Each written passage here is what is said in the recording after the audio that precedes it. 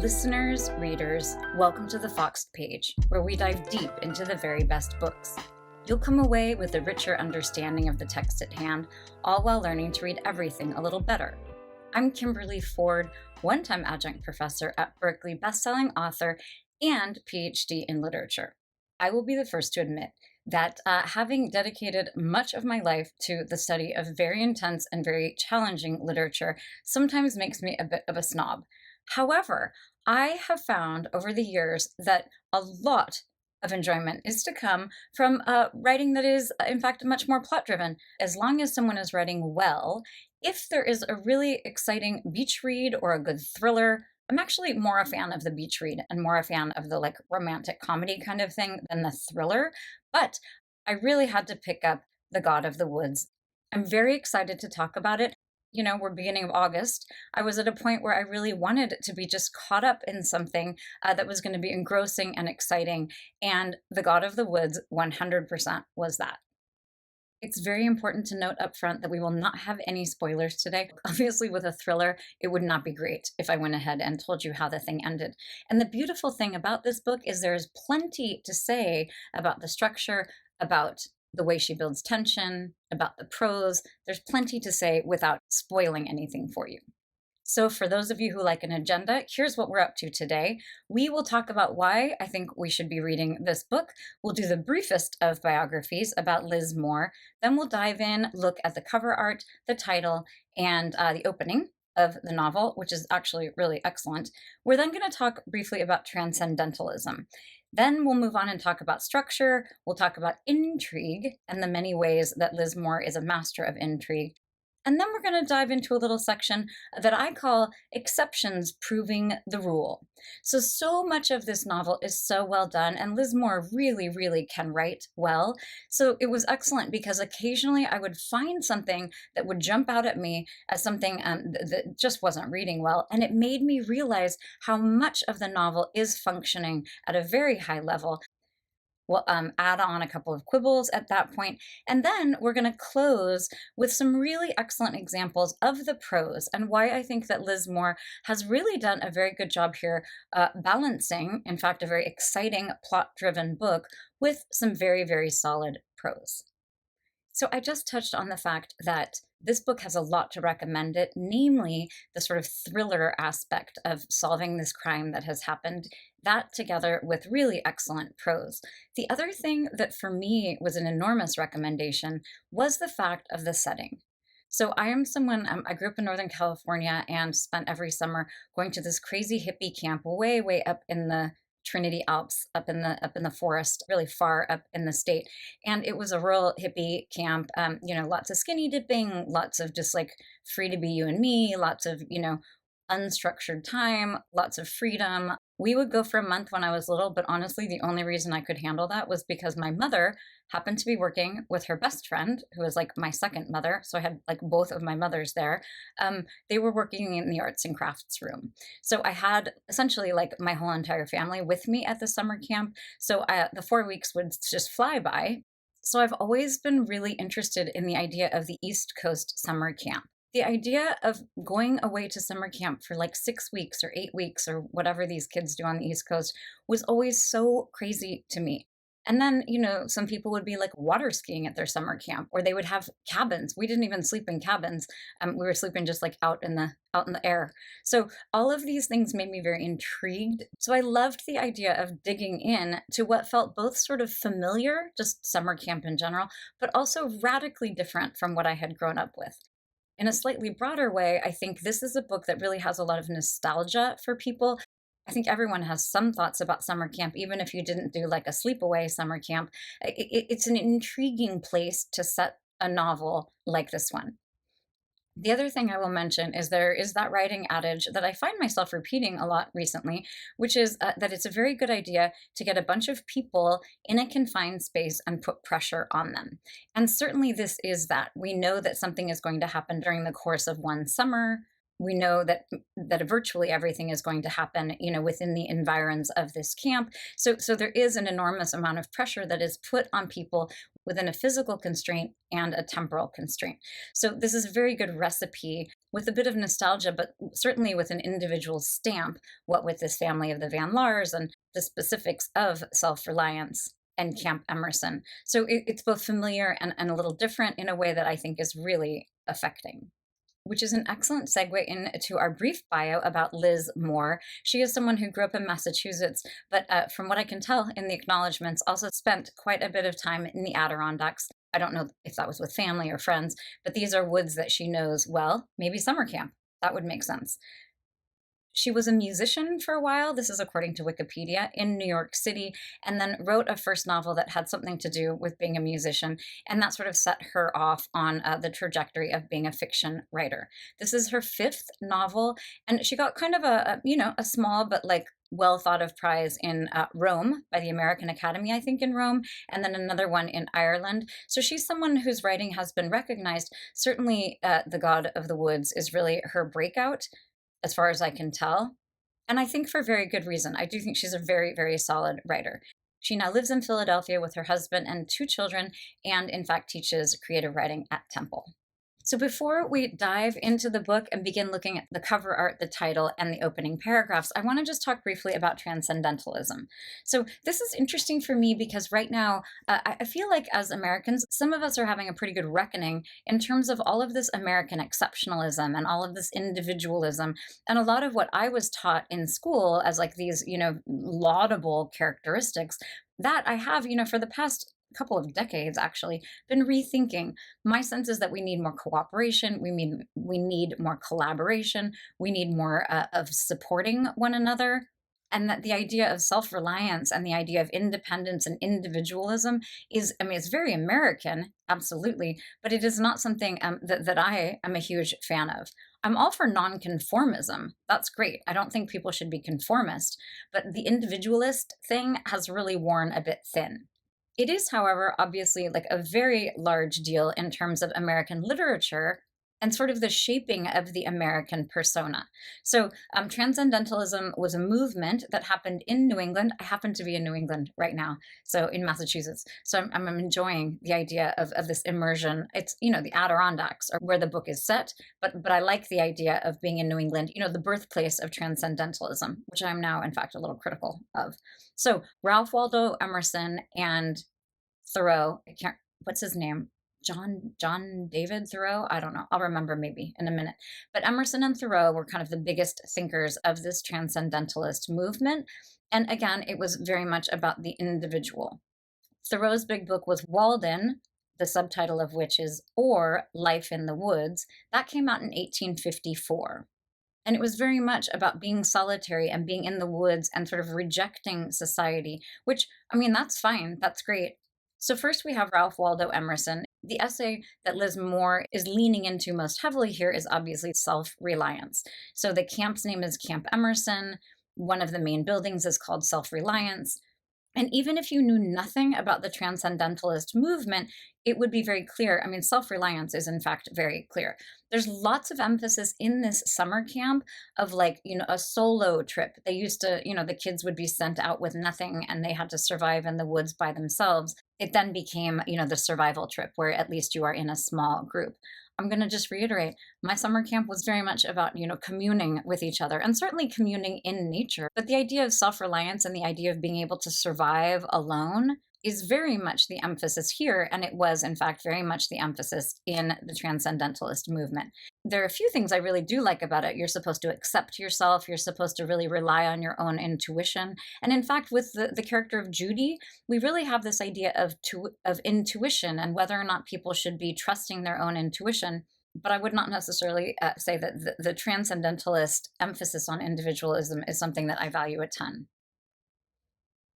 All of that said, I do think it's interesting in the context of a summer camp here and in the context of a very wide cast of characters, the idea of the individual as being important, is somewhat striking in a novel where people are not alone very often. People are always in these groups. And in fact, it is the group dynamics that Liz Moore is really focusing on. And of course, we have that very excellent time when the Van Laars, who are calling their main building Self-Reliance, had in fact brought that building over from Europe maybe Sweden, maybe Switzerland, had brought it over like plank by plank. And when I say had it brought over, I mean they had other people bring their building over for them. So there is that very pointed description of the fact that, these Van Laar people are really into self reliance when in fact they had to rely on other people for their most symbolic example of self reliance. We're now going to dive into the book itself. I really like the cover art. I was very drawn in by the cover art. This is a book that I have seen on the tables, the front tables of lots and lots of independent bookstores all over the country, in fact. And it is a cover that I find very appealing. It's actually similar in some ways to the All Fours cover by Miranda July, in that this is a vision of nature. On the Miranda July book, it's a cliff. On this book, it's these deep woods. You have these covers that have these beautifully detailed painterly images that really draw the reader in, but also really speak to the idea of humans as being very small and, in fact, nature being very powerful. So I really liked that. Of course, I was intrigued by the weird, like, pink paint that is dripping over. I didn't know if it was nail polish. I didn't know if it was paint. I didn't know what it was. I'm a big fan of pink. You can tell from my background. So I was in fact intrigued. For some reason, that struck me as a bit cheesy. Like I was a little bit like, oh gosh, what is this pink paint here? And in fact, it turned out, in my opinion, that the way that the pink paint appears in the novel, the fact that they have painted over the mural that Barbara has done in her bedroom, that for me was a bit of a red herring. I was expecting there to be a lot more that came out of the uncovering of the mural. Some did come out of that. It was certainly important in different ways, but it wasn't quite the big reveal that I thought it would be. Also, of course, we have this idea of pink as being very gender specific. This is all going down in 1975, and there's several different characters who sort of challenge the notion of, female male binarism. So it was kind of this nice like gender thing that was happening there, covering over this mural that Barbara had drawn. But I did in fact expect a bit more, given that this pink paint was featured on the cover of the novel.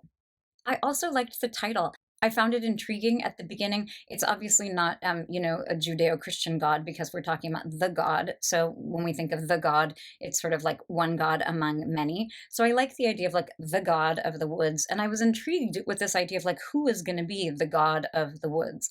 We have a very small part where someone is talking about the fact that panic, the word panic, comes from the Greek god Pan. And in fact, the Greek god Pan is known for causing lots and lots of mischief and sort of malevolence. And I did not know this, but apparently the god Pan, this I looked up on, that Google thing that pops up with like answers when you Google a question. Pan is also held responsible for woodland noises.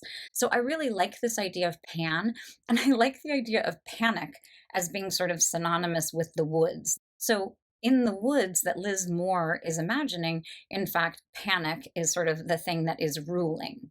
And she does a very good job from the beginning of really putting emphasis on the importance of not being lost. And much is made in all of the reviews and articles and analysis of this book of the idea of like, this is all of us getting lost and it's finding our way. And people are turning it into sort of a larger metaphor. I'm not entirely sure that it is deserved of that, but certainly Liz Moore is doing a very good job of building tension because of the emphasis that is placed on this idea of like, if you are lost, sit down and start shouting. So you have this idea of not being able to see the forest for the trees. You have this idea of not being able to find your bearings, of people being alone and needing help. It's really a very resonant idea. And again, we aren't having any spoilers here, but I did find that all of that emphasis ended up, it ended up having a different connection than I thought with the climax and the denouement of the novel. You also have this idea of different humans trying, in fact, to tame the woods. In some ways, I think you can read the Van Laars as sort of trying to be this multi-generational god of the woods and controlling what happens there and inviting who comes and goes. And of course, in many ways, the individual is very important. Even if you know nothing about Transcendentalism, you have the idea that self-reliance is something that is promoting, individualism and the power of the individual. And with the experience of several of the different characters alone in the woods, you have this sense of them as sort of being a god in the woods or wanting to be the god of the woods, because in fact they are an individual human who is in this context of a very dominant nature. We are now going to open the book. I like the dedication here, very straightforward. I didn't have to do my normal sleuthing. The book is dedicated for my sister, Rebecca, who also knows these woods. So again, that is definitely arguing that Liz, in fact, is, somewhat of a denizen of this space and understands the physical environment very well. We then have a table of contents. I always really enjoy a table of contents that seems like it is revealing a lot and seems like it's working hard. And here, I do think, we have Barbara, Bear, when lost, visitors, found, survival, self-reliance. So if you are taking the time, in fact, to go through here, you know that we have a couple of very important players and that we are moving toward this idea of self-reliance. We also have the idea of being lost and found. So if we take the time to look at the table of contents here, we can actually gain quite a bit in terms of the direction in which we are moving, which is something I always appreciate. We then come to this page with these epigraphs, and I was really taken by them. I think they were specific and interesting. They were things I had never heard of before and were a very good introduction in many ways, not just to the novel, but also to the physical space of the woods. I'm not going to read the entire first one. It is from an article called Lost in the Adirondacks, Warning to Visitors to the North Woods, What to Do When You Lose Your Way and How Not to Lose It. This is an article, very interestingly, from the New York Times from March in 1890. So this is giving us this real historical feel, which was one of the aspects of the novel that I really liked best. The thing that was most notable to me in this epigraph, it's quite long, it's the first one, is all of the he stuff. And every time I come across something like this, it makes me so proud that we have come so far with our pronouns. So it says here, many a pedestrian on reaching these woods is incredulous of the danger which he is told will menace him if he ventures out alone. So you have this idea here, like there's no scenario here in which, a female person would be venturing out into the woods. The hard thing for me to believe is that we used to, even probably not when I was in graduate school, maybe in high school, that because he was so much the kind of default protagonist in anything. The default was he for so long that we as women did in fact read ourselves into this. You could just sort of ignore that it was he, which is so crazy. So I really like the fact that this is a reminder of how far we have come, but I also really like the fact that the second epigraph is from a woman named Anne Labastille. I looked her up. She was born in 1933 and died in 2011. She was someone who worked for the Audubon Society for a time. She was a very prolific writer. She was an ecologist. She had a PhD in wildlife ecology. And she was someone who also really, really knew the Adirondacks. So this is what she said. How quickly, I reflect, peril could be followed by beauty in the wilderness, each forming a part of the other. I love this statement. And again, when we think about why we like to be in nature, there is that thrill of nature as being so dominant.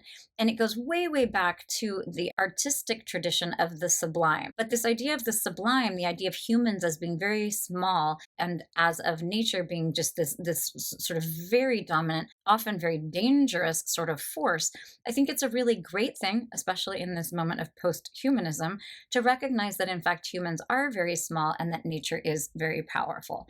So I like that she's acknowledging it, but I like the fact also that in answer to this very kind of male-centric first long thing about how not to get lost, we have a female voice that is very lyrical and beautiful and pointing out this very important thing about peril and beauty and the way that they work together to make us really appreciate that sense of thrill that you can have when in nature. I love this. It's also from a book that Anne Labastille wrote called Woodswoman. And I love that because, of course, the term woodsman, which we have even, from fairy tales from long, long ago, but the idea of woodswoman as being really pretty subversive. We then come to a map. So I got to this map and I have learned in the small amount of fantasy reading that I do, that maps are a very important thing in world building, and that a lot of times in fantasy novels, you need to have the map to help your reader keep track of geographically what is happening. I did not think that it was entirely necessary here to have this map, and I was interested in it because it's clearly hand-drawn, and there's a lot of handwriting on it. And so, because we had specific handwriting, I started wondering who, in fact, was meant to have drawn this drawing. It's not an illustration. It looks like something someone might have drawn on a piece of paper. It turns out on page 283 that, like, the detective, the highest detective, La Rochelle, gave Judy the task of drawing this map. So I guess I like the idea of having it, but I didn't find it was totally necessary in terms of like imagining how the camp was working. But I do think it's important as a sense of like someone trying to tame nature. I mean, there is nothing like cartography to speak to the ways that people, humankind, has been trying to understand and keep our bearings. And so I do like it as a reminder of the fact that, we have this map of the summer camp, but the two missing children who are really at the center of the novel, we don't have any map to find out where they are. So I like this as an idea of like the futility in some ways, the sort of small scale of most maps. We're now going to take a look at the very first couple of paragraphs, the first sort of half page of the novel. I feel like I haven't said this enough recently, but one of the things I would recommend if you are here at the Fox page in order to become a better reader, I'm making air quotes because in fact I don't really believe anyone needs to like improve their reading, but I do think that it's great to get sort of the richest experience you can. And one of the ways to do that, well, it's simply paying more attention. And one thing to do is to obviously pay attention, think about the titles, think about the names, but also pay close attention to the first paragraph, because especially in a challenging work, it will really tell you a lot about how you should be approaching this piece of literature. In this case, again, it's not particularly difficult in terms of prose, but there is a lot happening plot-wise, and we understand that right from this very first opening. It's actually in a section, a larger section called Barbara, but we have this very first chapter title, which is Louise, and under it, August 1975. So one of the things that I think Liz Moore does really well is keep us grounded in time. So the way she does it in the beginning, in this first section called Barbara, is we are toggling back and forth between August and June. It's very effective. We have the beginning of the summer, we have the end of the summer. It helps us understand that we're going to have this nice temporal constraint. Everything's going to happen, in this one chunk of time, which is very satisfying because you feel like you're going to have an answer by the end of the summer. So here we go. The bed is empty. Louise, the counselor, 23, short-limbed, rasp-voiced, jolly, stands barefoot on the rough, warm planks of the cabin called Balsam and processes the absence of a body in the lower bunk by the door. Later on, the 10 seconds that pass between sight and inference will serve to her as evidence that time is a human construct, that it can slow or accelerate in the presence of emotion, of chemicals in the blood. The bed is empty. The cabin's single flashlight, the absence of which is used, even in daylight, to indicate that campers have gone to the latrines, is in its home on a shelf by the door. Louise turns slowly in a circle, naming the girls she can see. So a couple of things here. First of all, I am not a huge fan of novels that are written in the present tense. And I'm actually just going to go ahead and stand by that here. I really think this whole thing might have been slightly more powerful for me had it been written in the past tense. This is kind of a personal preference thing. The thinking behind it is that writing in the present tense will make things feel more present, but I find it just makes them feel a little more cheeseball. I think that, stories are typically told, since time immemorial in the past tense. I did this and I did that and this happened and that happened. And this to me, any present tense, just it feels a little bit like now, but not in a great way. However, I will say that this is a heck of an opening. It's a very short declarative sentence and it is very powerful. And in fact, that first sentence, the bed is empty, is an entire paragraph unto itself, which is awesome. We have intrigue right at the start. The thriller. The thriller is off. We're off even with the very first sentence. We then have our introduction to Louise, and I always think it is so interesting. It's one of my most favorite things about recording these lectures is to finish a work and then fairly quickly to return to the beginning. And in some cases, as with this one, I find a tiny bit of inconsistency here. So this idea of the 10 seconds that pass between sight and inference will serve to her as evidence that time is a human construct, that it can slow or accelerate in the presence of emotion, of chemicals in the blood. So Louise is someone who is very central, but she is someone who doesn't strike us as being like a physics person. She's not someone who's thinking about time as a human construct. Even the diction feels a little bit too academic for Louise in this case. I get it because she is in fact very hungover, as is her CIT, and that is adding to the tension. But I do in fact, upon returning here, find this a little bit different than the voice that I think develops more fully when we hear about Louise. Speaking of voice, it is important to note that throughout the entire novel, we have a third person narrator, which I think is great. It's a close third person in the sense that in the section called Louise, we have a third person narrator who's very close to Louise's reality. We're really looking through her experience of what is going on. And in fact, in the beginning, what we know as a reader is limited to what Louise knows, and that is very important. So this is a third person narrator. It's a close third, and it's relatively limited in the sense that we're not, this is not an omniscient narrator that is giving us lots of information. And that's an excellent way to go about building tension, which is something Liz Moore does so well. So lots of these kinds of ins and outs are things that you will not have noticed as a reader, and you shouldn't need to notice them, certainly, but they are ways that subtly she is building tension right from the beginning. She's doing it so well. So we have a paragraph of introduction, and then again, we repeat the exact same sentence, the bed is empty. I love that repetition. It's as if the reader is discovering this along with Louise. Like she sees the bed is empty, she's clocking the flashlight, she's thinking through things, she's beginning to experience her, hangover. And then again, it's like she's kind of coming across this information again, and she's realizing the bed is empty. So there's this sense here of repetition that I think works incredibly well. And I really loved this next part just because for me, this was a very funny section, and you'll see why. It's not meant to be funny and it's not actually funny, but to me it was humorous. We have this. Louise turns slowly in a circle, naming the girls she can see. Melissa, Jennifer, Michelle, Amy, Caroline, Tracy, Kim. So the reason why this is so funny is I am someone, I'm just going to say it right now. I don't think my parents did a great job naming the four of us kids. We're David, Kimberly, Todd, and our youngest sister was named Erin, and she finally changed her name because no offense to all you Erins out there, but she did not love it. She now goes by her middle name.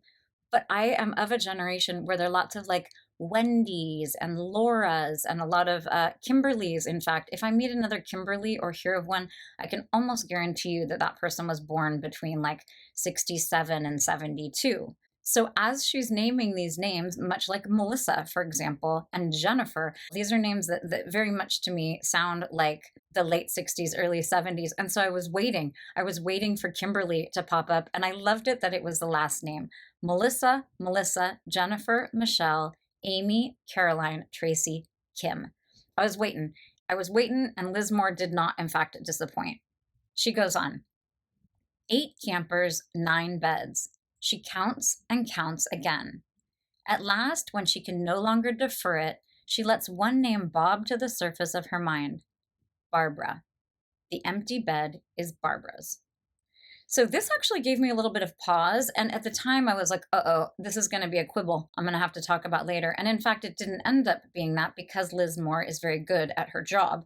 So Barbara is not a name. I don't have a lot of peers named Barbara. And part of me was like, that's a little older. That's, maybe 20 years older. My parents' friends, there are a couple Barbies in that gang.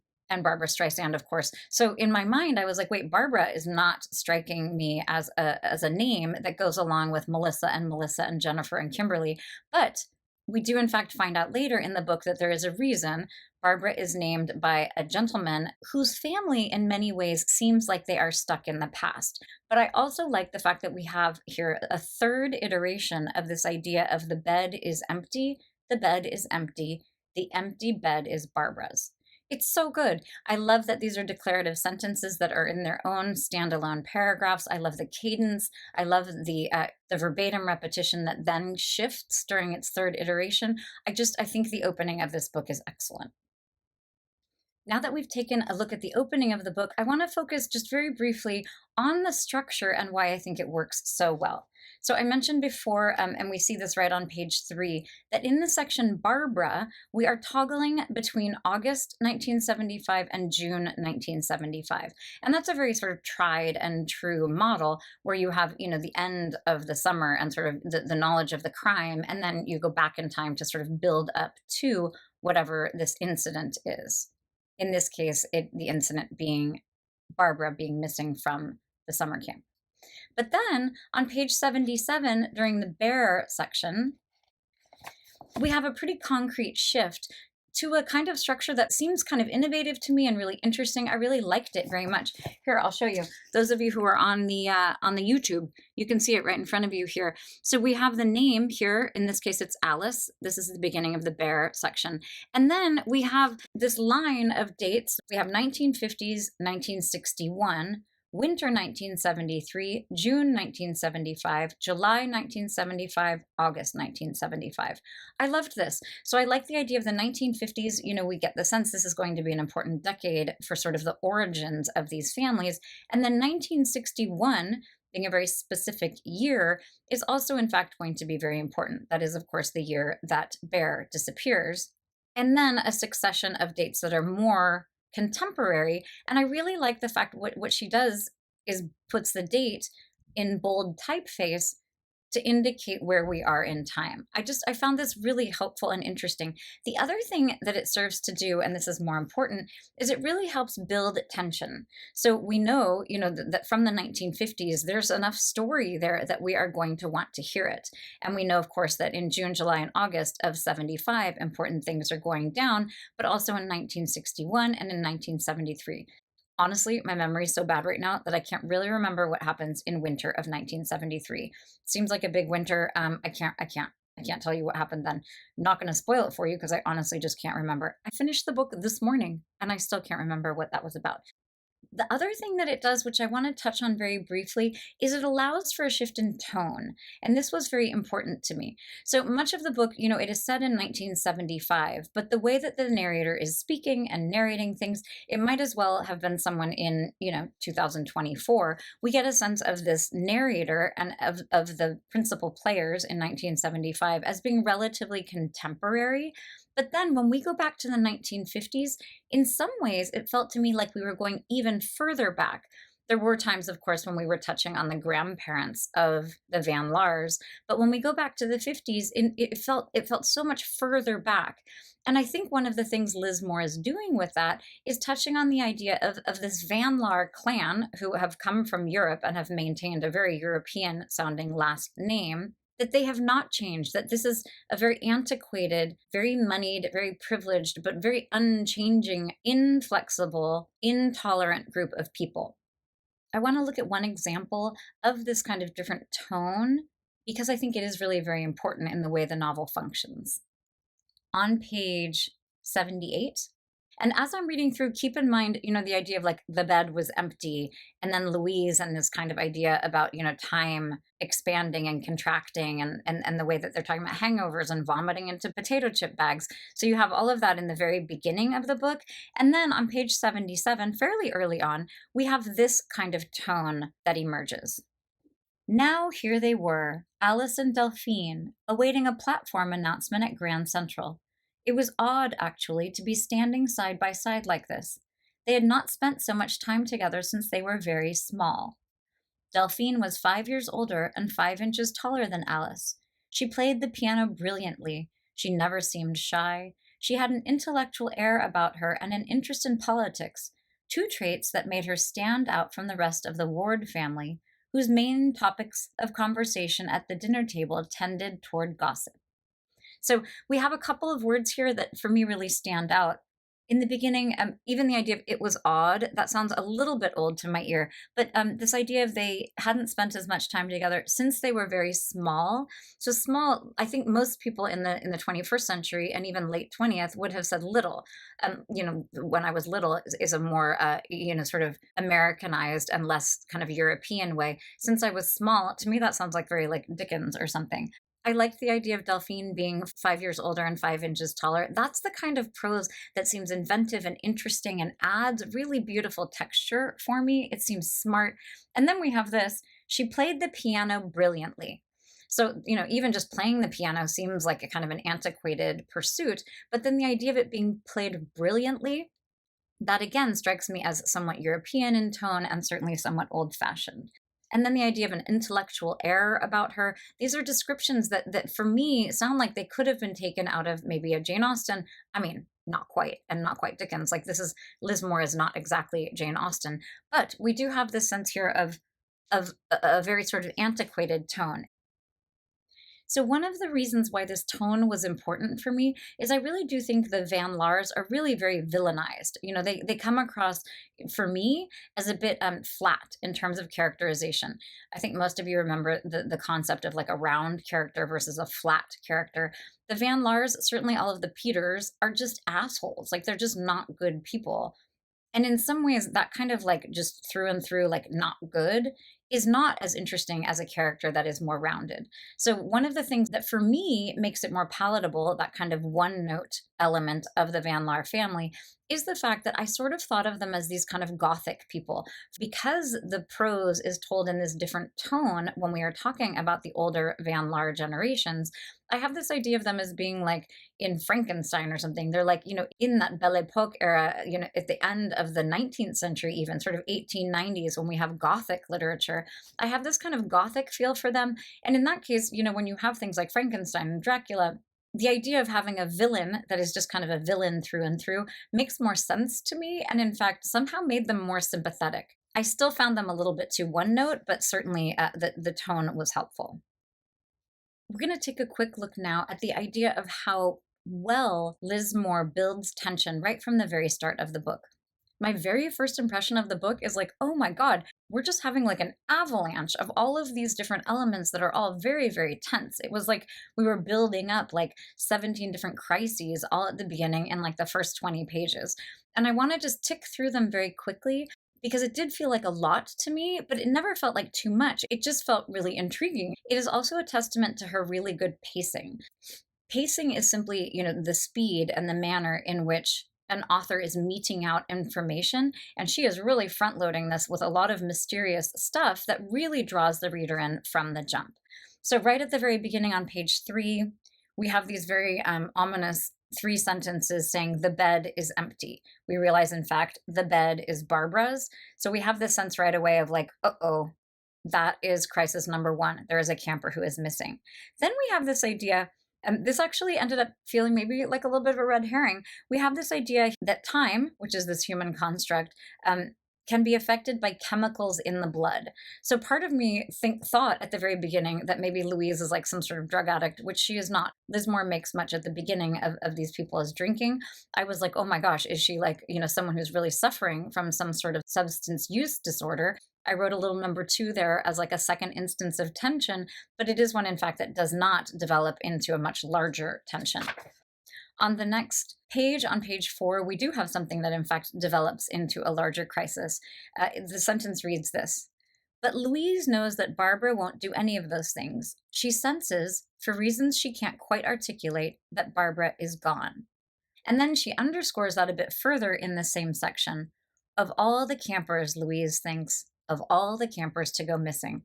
I mean, that's kind of a doozy. And then we have a space break. So a lot of emphasis is on this idea that there is something unique about Barbara that makes it especially bad that she has disappeared. Then down a little bit further, we have Louise interacting with her counselor in training, Annabelle. Annabelle, Louise whispers. In her tone, she suddenly recognizes the sound of her own mother. And in some ways, she feels like her mother, her bad mother, her irresponsible mother, in relation to this girl.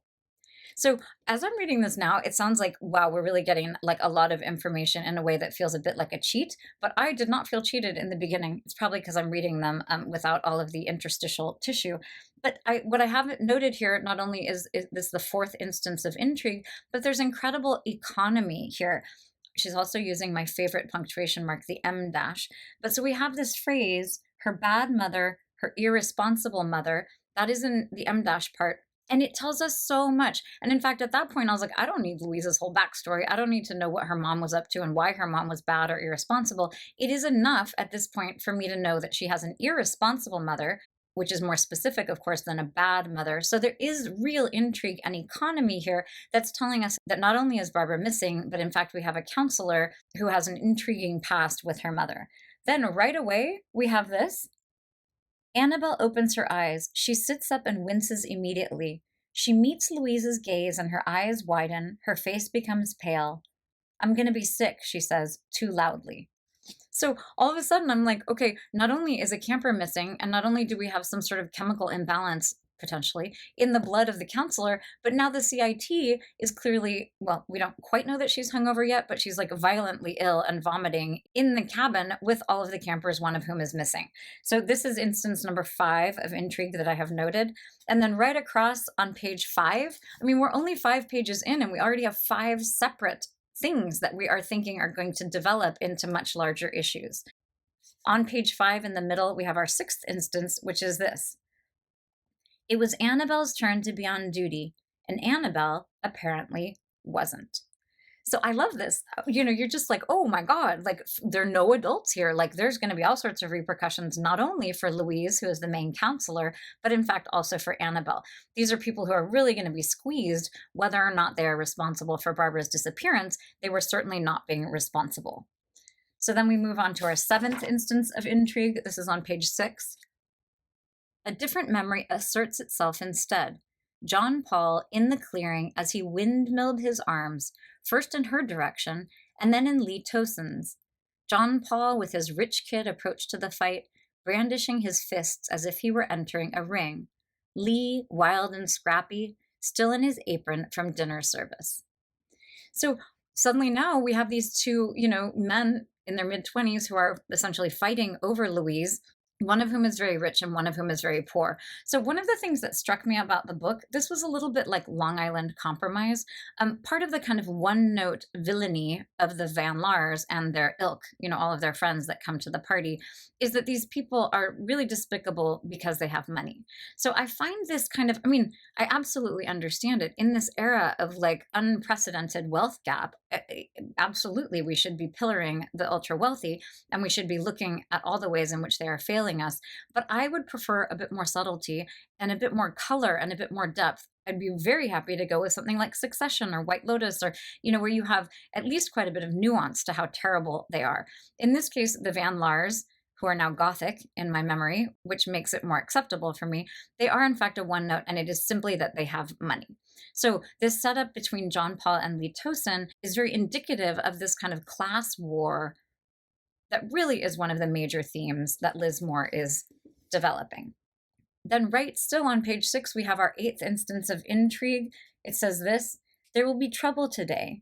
There always is when John Paul gets the notion that she's fooling around on him. For the record, she isn't. This time. So then you're like, oh my God, Louise also, not only does she have a camper missing and a CIT who is hungover and a mother who is bad and irresponsible, she also has a rich boyfriend and 2 men fighting over her. And she also has a history of having cheated on him and him not reacting well to it. So, again, we are on page 6 and the intrigue is really accumulating. Then we jump all the way to page 9. And here we have the introduction of this theme that is very important and really ominous at the beginning of the book that, in my opinion, didn't get developed quite as thoroughly as you think it might. So again, this is on page 9, and these are the rules that the campers are hearing. The third, the most important, as evidenced by its display in capital letters in several communal locations, was, when lost, sit down and yell. So that is all in caps, and there's lots made of this, which also is interesting to me just on the note of self-reliance, because you are not being self-reliant. If you are, sitting down somewhere and yelling for help, that's kind of the opposite of self-reliance. So, maybe I should look at that as something that I like in terms of actually admitting and emphasizing the importance of relying, in fact, on other people. Then on page 13, we have our 10th instance of intrigue. We're now in a section where our narrator is very close to the character Tracy. And it is essentially just a reiteration of the rule, but it's Tracy who's really focusing on it. So, what is happening there, of course, is we have this intriguing notion that Tracy is going to get lost, and Tracy is really going to need, in fact, to remember this rule. That final rule is a phrase that would echo in Tracy's head for days, for weeks, for the rest of her life. Dun dun dun. I mean, not really, but kind of, kind of. So a lot of emphasis is put on Louise and on Tracy. We have several different people who we are very invested in, and all of that is also intriguing because we are invested in these various subplots. We then are in a section that is called Alice, and our third person narrator is very close to the character Alice Van Laar, who is in fact the mother of both Bear and Barbara. She was allowed one of the pills Dr. Lewis had prescribed for her nerves. One was the recommendation, though two wouldn't hurt her on very bad days.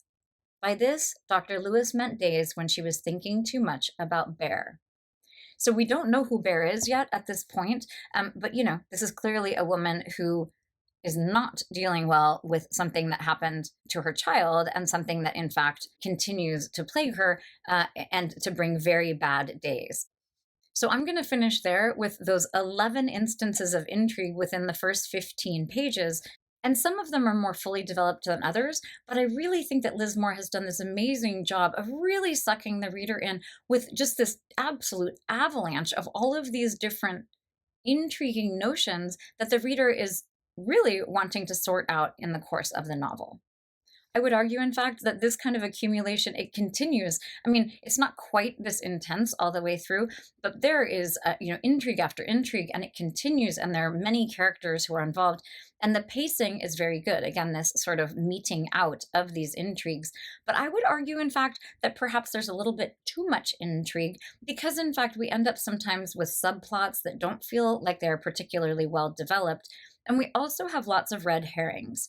So red herrings, obviously that's just a term for like when you give a clue and it turns out to not be a clue about anything. It's very important in mysteries, and in some ways this book is a mystery.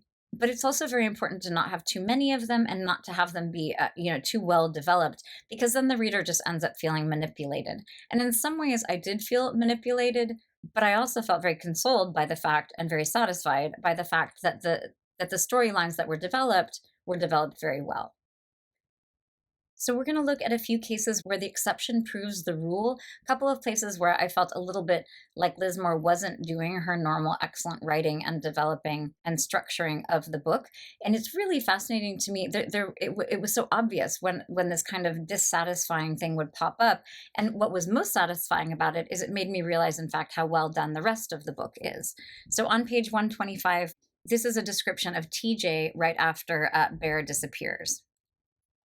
She was tired and cold and starved, out in the woods with no food or drink since afternoon, when Bear was first reported missing. She was terrified of losing her friend, one of the only friends she had, said Vic, adding that she'd never gotten along well with the kids at her small school. This to me is an example of not great pacing. So we have this idea of her, being somewhat in crisis. She's been out in the woods. Her friend has disappeared, but I'm not sure that we needed this addition of the fact that she doesn't have any other friends, and specifically that she never made friends at her small school. It's one of these moments where it seems like it was just thrown in because, in fact, the information is helping to develop her, but it doesn't seem organic to the scene. When Bear is missing, I'm not sure that that one of the main adults is going to be talking about how his daughter does not have a lot of friends at her school. Then on page 135, this is an example of one of those times where I was like, wow, Liz Moore is really working hard to get this information to us, and it felt super contrived. This is when Tracy comes across Lowell Cargill, and I have to say, all the girls' names seemed very authentic to the era. The boys' names, not so much. The boys' names, they just struck me as being sort of a little over the top. So Lowell Cargill, who is a teenager at the camp, has in fact gotten a newspaper, which even that seems weird. Certainly at my hippie camp, we were not reading the newspaper. And Liz Moore, in fact, makes a point of saying that these newspapers are available for sale at like the little camp store, because in fact, I think she understands that it's very odd for a teenager at summer camp, even in 1975, to be reading the paper. And in fact, the way that the newspaper is being read in this scene is even more awkward than the fact that this teenager is reading the paper. It says this: She came across Lowell Cargill, the other object of her affection, seated at a picnic table. His face was obscured by a newspaper. Above the fold, the date, July 13th, 1975. So the date on the newspaper is so tiny. Like, there's no way she thinks this boy is cute. She's not going to be like right up, reading the back of his paper while he is looking at it. So that, to me, I was like, this is just not possible. She can't read the date from far away. And then it goes on. Below the date, a man's face gazed toward the viewer, bespectacled, balding, unsmiling. This, she ascertained from the caption, was Jacob Sluter, known to the campers as Slitter. So I was like, wait, no. Like, how is she reading the caption? She's very uncomfortable around this guy because she's got such a crush on him. She's not going to be like reading the caption while he has his face buried in the newspaper. Also, I find it hard to believe that he would not, in fact, be reading the article about, the serial killer who is roaming around the camp. And then we have this. She had heard whispers in the dark about him, knew there to be some rumored connection between Slitter and Bear Van Laar, but the details to that point had eluded Tracy. I'm like, wait, oh, also she happens to know about the connection. So this is a perfect example of the situation that is getting information to the reader, but one that is very contrived and in fact literally doesn't seem like physically possible to me. So what this does, this paragraph here on page 135, it really speaks to the way that most of the time Liz Moore is getting very important underlying information to us. We've got two kids missing, they're of the same family, we have lots of different subplots, there's a lot happening in this book, and she's delivering the information in organic ways almost all the time. It's so well done, in fact, that we don't even notice that we are gaining the information until we have this very awkward moment where Tracy is supposed to be perusing the newspaper. This next example of the exception as proving the rule was actually a bit more egregious to me. What we're talking about here is the description of Louise. And this is something an editor certainly should have caught, because it's very difficult as a writer to understand, you have a vision in your head of what the character is like. And so it's very difficult to know whether or not you are in fact transmitting that character well to your reader. It's hard to know kind of if you've given enough details or too many details or the wrong details. And let me tell you, in the case of Louise, it actually did feel like a bit of a problem, and again, one an editor should have caught. So on page 3, we have this description. Louise, the counselor, 23, short-limbed, rasp-voiced, jolly.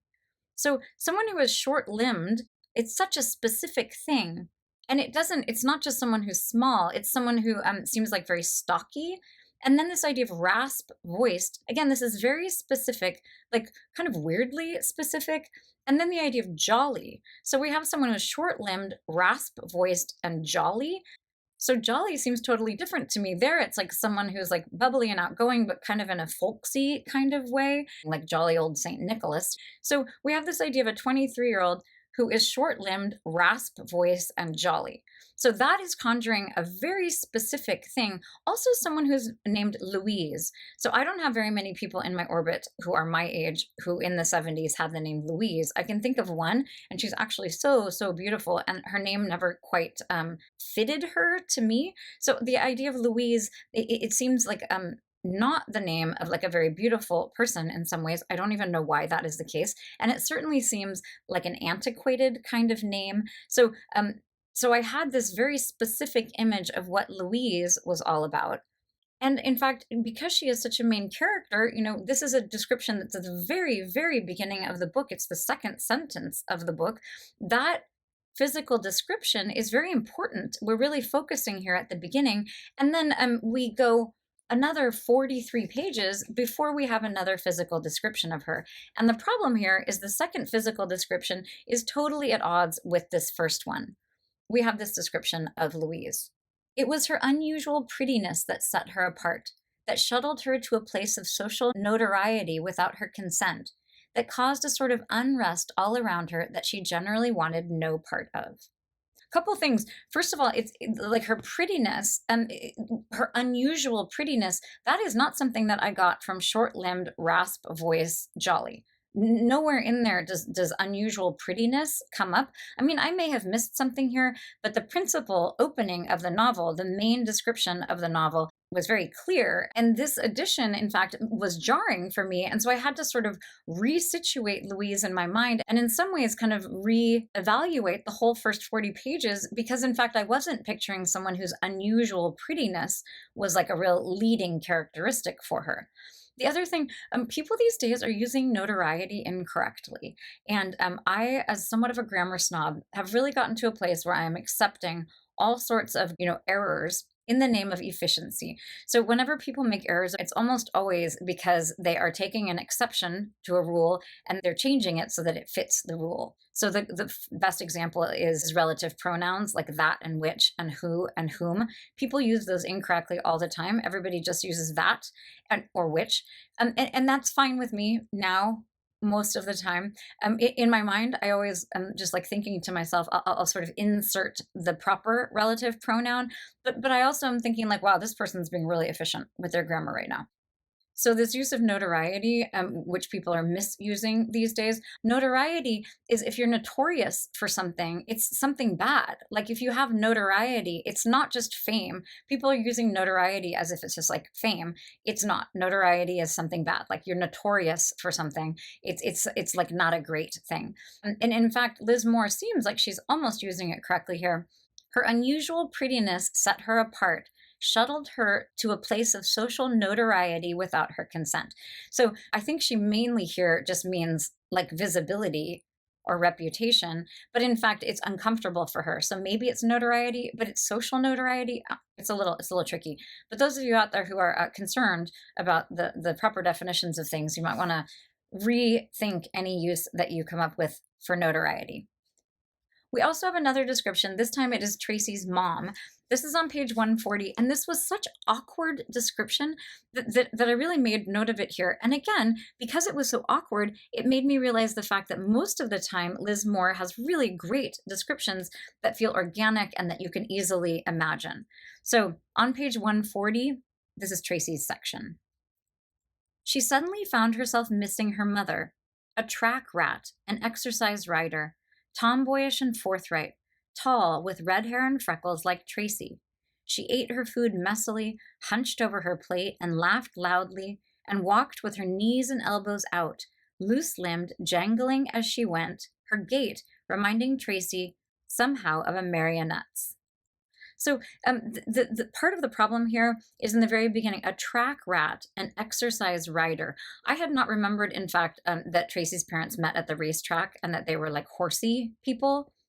So I didn't understand. Lots of times when a narrator or an author uses a term of art, like track rat, term of art is just like a word that belongs to a certain lexicon of a certain pursuit. In this case, track rat, exercise rider, sometimes it's very flattering if you can figure it out and you're like, oh, I get it. I know what track rat is. And eventually I did because they were talking about horses. And then this idea of eating her food messily and being hunched over and laughing loudly didn't quite square with someone who was an equestrian person somehow. And then we move on to this idea of walking with her elbows and knees out. That's also a little vague for me. And then the idea of her being like a marionette. There are just so many different pieces here and so many different kind of conjurings that I found it very difficult, in fact, to envision this person. Happily, Tracy's mother is a total side character, and we don't really have to envision her very carefully. But in the case of Louise, it was very important to me that I had an accurate depiction because there were certain plot points, different things that sort of would have been helpful if I had had a better sense of what she looked like physically, which sounds very superficial, but in some ways, I think, if someone is conventionally very beautiful, that person is potentially going to be treated in different ways than someone who is, for example, short-limbed, rasp voice, and jolly.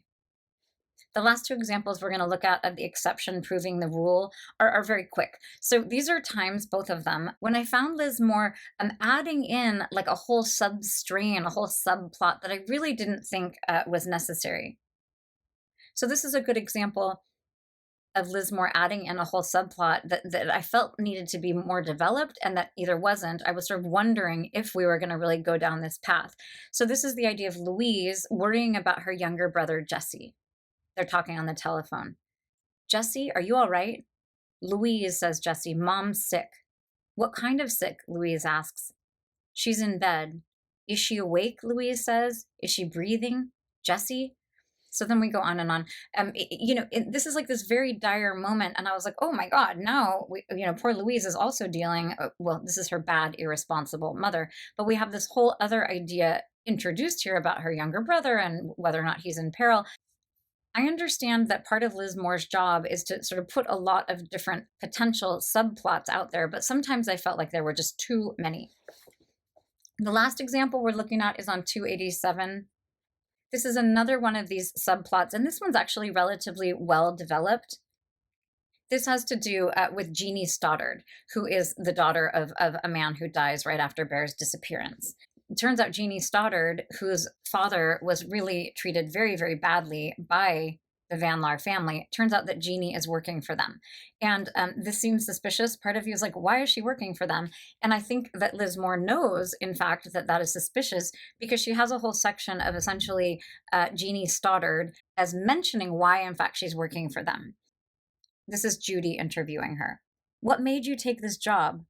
The woman turns her face away. Suddenly, tears come to her eyes and spill over. She wipes at them, angry. Foolishness, she says. I was wrong to take this job.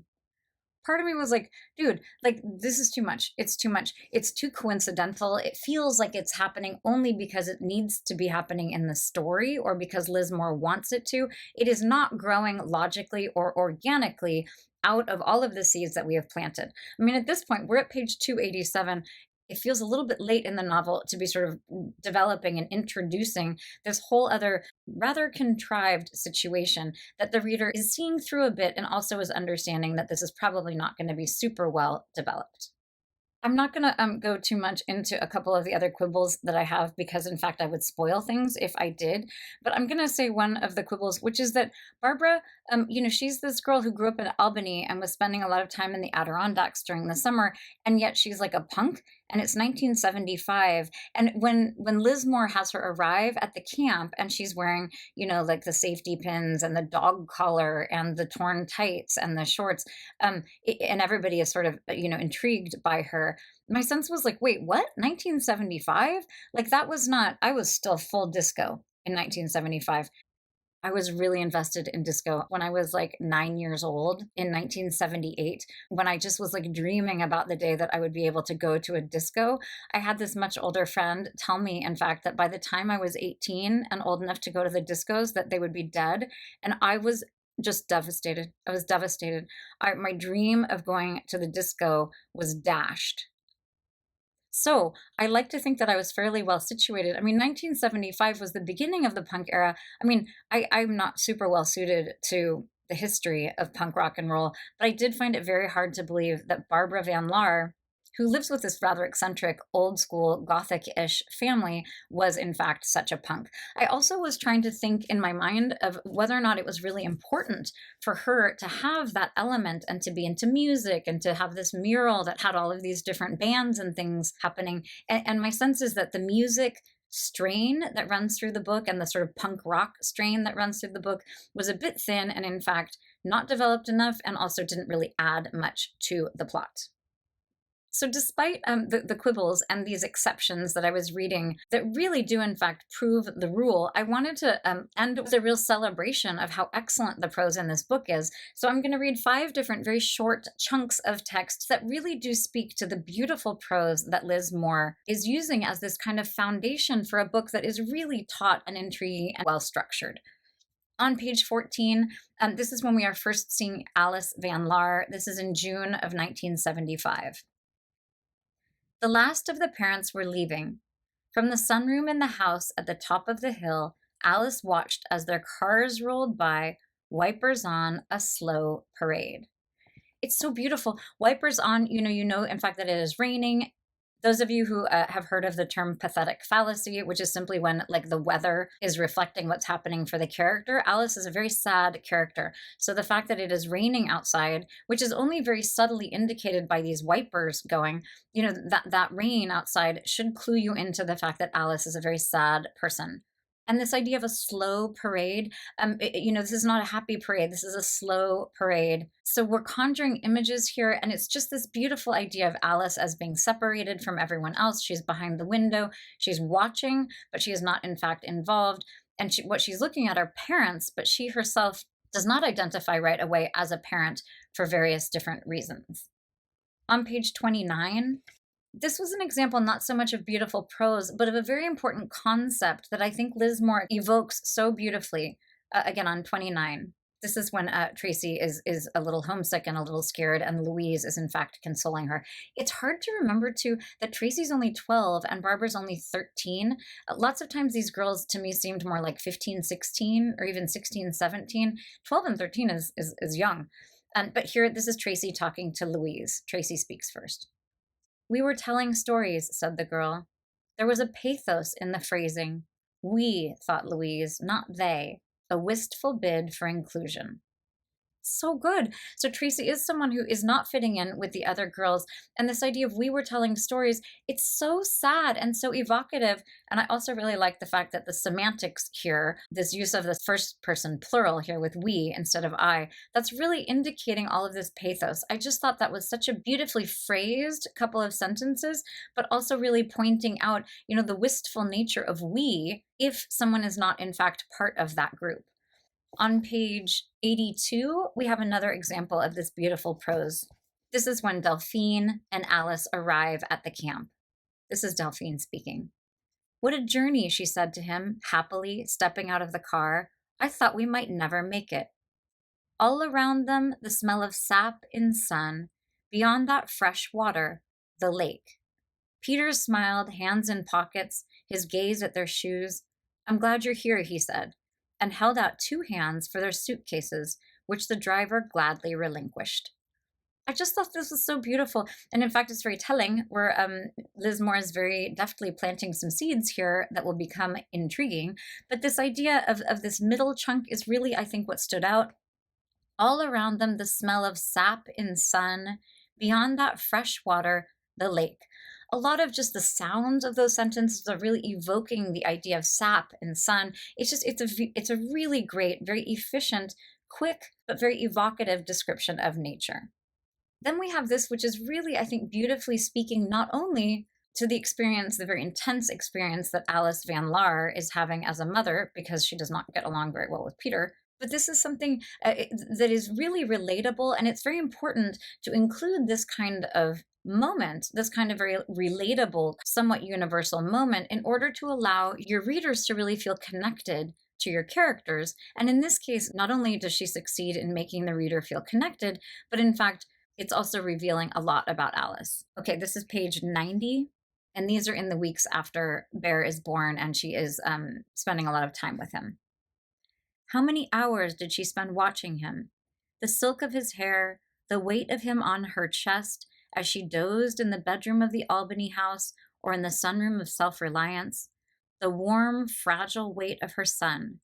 She pictured his bones inside him, suspending the rest of him with their careful architecture, the miniature lungs that lifted and lowered the back, the small limbs that twitched as he settled into deep sleep, the whole infant body, somehow an impossibility in its scale, in its smell, in its composition, in the way it induced a sort of calm in her that, the conviction landed on her one day like an anvil, she would never again feel in her life.